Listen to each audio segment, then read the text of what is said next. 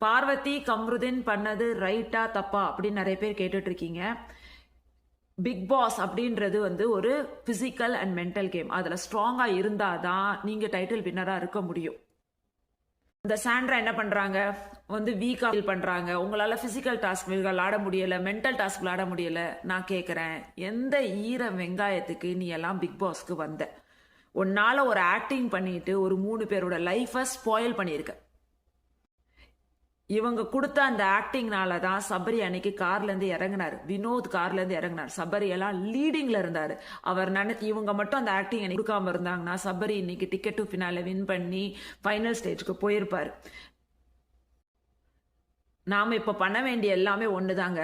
இந்த சாண்ட்ராவை வின் பண்ணாம பாத்துக்கணும். Say no to Sandra. She is a scammer and she doesn't deserve to win the game. Parvathi Kamaruddin win